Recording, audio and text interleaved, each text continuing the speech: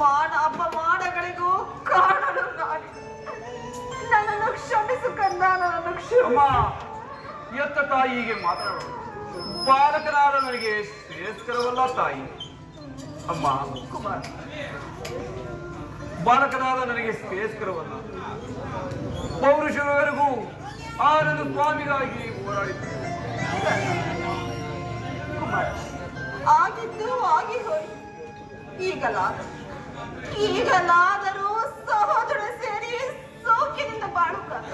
ಅಮ್ಮ ಸೌಭಾಗ್ಯ ದಾನ ಮಾಡು ಕಂದ, ಸೌಭಾಗ್ಯ ದಾನ ಮಾಡು. ಅಮ್ಮ, ಇದೊಂದು ಮಾತನ್ನು ಬಿಟ್ಟು ಬೇರೇನಾದರೂ ಕೇಳು ತಾಯಿ, ನಡೆಸಿಕೊಡುವೆನು. ಕುಮಾರ್, ಹೆತ್ತ ತಾಯಿಯಾದ ನಾನು ನಿನ್ನಲ್ಲಿ ಭಿಕ್ಷೆಯನ್ನು ಬೆಳೆಸಿರಲು ಬಂದ. ವೈರವಳು ಕಳೆ ಕುಮಾರ, ವೈರವಳು ಕಳೆ. ಅಮ್ಮ, ಪೌರುಷವರೆಗೂ ಆ ನನ್ನ ಸ್ವಾಮಿಗಾಗಿ ಹೋರಾಡಿ ಬಿಡುವೆನು.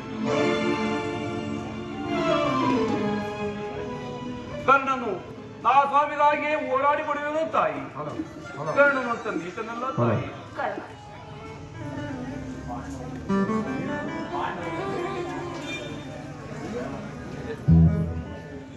ಕುಮಾರ್, ನಿಜಕ್ಕೂ ನಿನ್ನ ಮಾತು ಸತ್ಯ.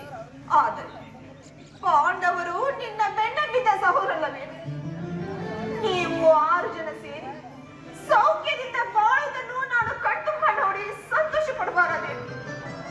ಅಮ್ಮ, ಇದುವರೆಗೂ ಅವರು ನನ್ನ ಸೋದರೆಂಬ ವಾತ್ಸಲ್ಯವೇ ನನ್ನಲ್ಲಿರಲಿಲ್ಲ. ಇದುವರೆಗೂ ಯಾತನಲ್ಲಿ ನೀನು ಪೋಷಿಸಿ ಬೆಳೆಸದ ಸುಸಿ ಉಚ್ಚಿಬಿಟ್ಟು ಬಿಸಾಡಿ ಅದನ್ನು ಪೋಷಿಸಿದರೆ ಒಣಗಿ ಹೋಗಿರುವ ಮಾ ಪ್ರಾಣ ಈ ಪಾಂಡವ ಎಂದು ಶ್ರೀಕೃಷ್ಣ ಪರಮಾತ್ಮನು ಹೇಳಿರುವಾಗ ಅವರ ಪ್ರಾಣಕ್ಕೆ ಭಯವೆಲ್ಲಿರುವ ತಾಯಿ, ಬಿಡು ಚಿಂತೆಯನ್ನು ತಾಯಿ. ಹೇಗೆ ಬಿಡಲಿ ಕುಮಾರ್, ಹೇಗೆ ತಾನೇ ಬಿಡಲಿ? ಲೋಕೈಕ ವೀರನಾದ ನೀನು ಆ ಪಾಂಡವರ ಮೇಲೆ ಹಾಗೆ ಸಾಧಿಸುತ್ತಿರುವಾಗ ಚಿಂತಿಸದೆ ಹೇಗೆ ತಾನೇ ಇರಲಿ ಕುಮಾರ? ಹೋಗಲಿ ಕರ್ಣ, ಯುದ್ಧದಲ್ಲಾದರೂ ಪರಾತ್ಮಕನಾದ ಕುಮಾರ. ಅಮ್ಮ, ಕರ್ಣನು ಅಂತ ನೀಚನಲ್ಲ ತಾಯಿ. ನೀನೇ ಹೇಳು, ನೀನು ವೀರನವಾದ ಪರದಾತನು ನನ್ನನ್ನು ನಂಬಿರುವಾಗ ಆತನ ಕಾರ್ಯಗಳು ನನ್ನಿಂದಲೇ ಸಾಧಿತವಾಗಿರಬೇಕಾರ ಇಂತಹ ಸಮಯದಲ್ಲಿ ಸಂಬಂಧವನ್ನು ಕಲ್ಪಿಸಿಕೊಂಡು ಆತನನ್ನು ತೊರೆಯುವುದು ಧರ್ಮವೇ ತಾಯಿ. ವೀರಮಾತೆ, ನೀನೇ ಹೇಳು ತಾಯಿ. ಹೋಗಲಿ ಬಿಡು ಕುಮಾರ. ನಾಳಿನ ಯುದ್ಧದಲ್ಲಿ ಪಾಂಡವರು ಏನಾದರೂ ಸಿಕ್ಕಿದರೆ ಅವರನ್ನು ಕೊಲ್ಲಬೇಡ, ಉಳಿಸಿ. ಅಮ್ಮ, ಪಾಂಡವರೆಂದರೆ ನಿನಗೆ ಎಷ್ಟು ಮಮತೆ ಅಮ್ಮ.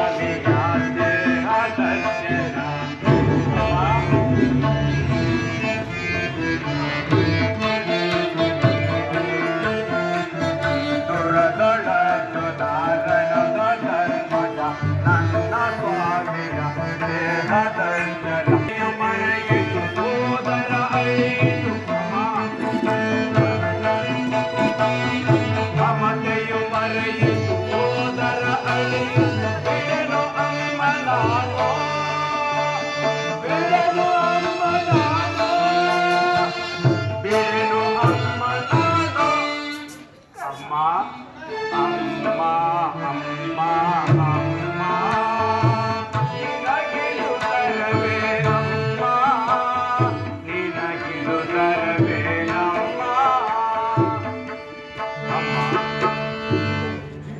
ಅಮ್ಮ ಪಾಂಡವರಲ್ಲಿ ಯಾರನ್ನು ಬೇಕಾದರೂ ಉಳಿಸುವ ತಾಯಿ ಆ ನನ್ನ ಪರಮವೀರ ಅರ್ಜುನನನ್ನು ಮಾತ್ರ ಉಳಿಸಲಾರೆ.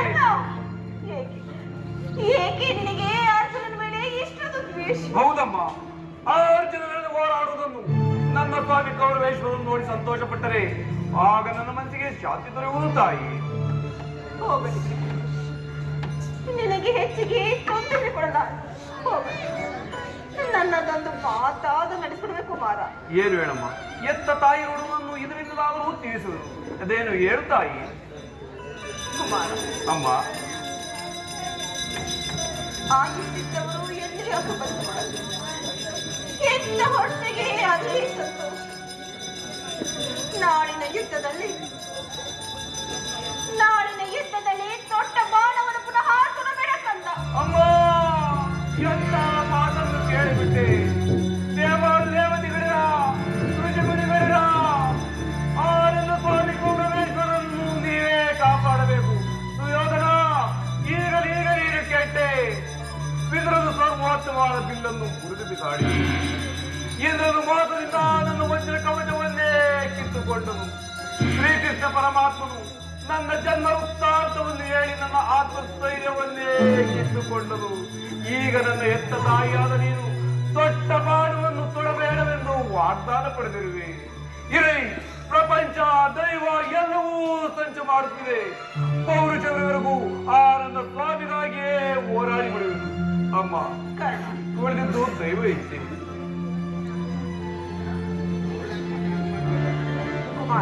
ಅಮ್ಮ, ನಿನ್ನ ಮಾತಿನಲ್ಲಿ ಸಂದೇಹವಿಲ್ಲ ತಾನು? ಸಂದೇಹವಿಲ್ಲಮ್ಮ. ಎತ್ತ ಕರುಳಿನ ಪಾದೆಯನು ನಾ ಬಲ್ಲೆ, ಸತ್ಯ ಸಾಧಿ ಧರ್ಮವನು ನಾ ಬಿಡಲೊಲ್ಲೆ, ಕಟ್ಟ ಕಡೆಯೋಳ್ ಕರ್ಮದಾದಿಗೆ ನಾ ಕಾಲಿಡಲೊಲ್ಲೆ, ಕೊಡುವನು ಬಾಜೆಯನ್ನು ಬಿಡುಚಿಂತೆಯ ಜಲನೇ.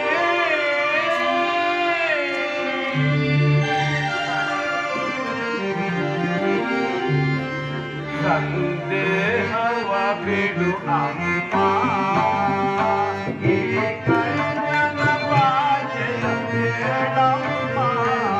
ಸಂದೇಹವ ಬಿಡು ಅಮ್ಮ.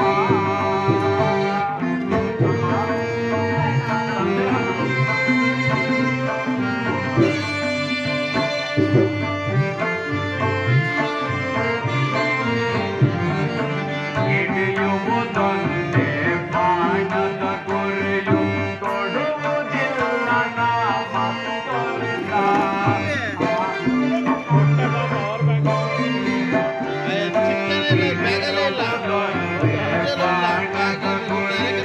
ಕೊಡುವುದಿಲ್ಲ ನಾಮ ತೊಂದ.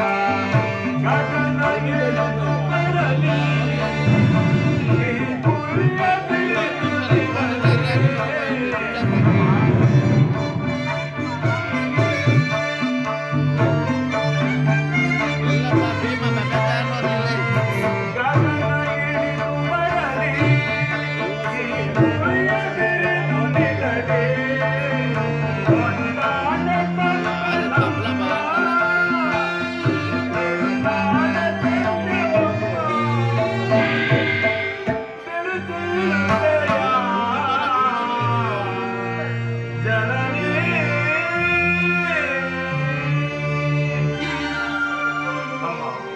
ಕೊಟ್ಟ ಬಾಣವನ್ನು ಮತ್ತೆ ನನ್ನನ್ನು ಸುಡಲಾಗಿ ನೀನನ್ನು ಹೋಗಿ ಬರ್ತಾಯಿ.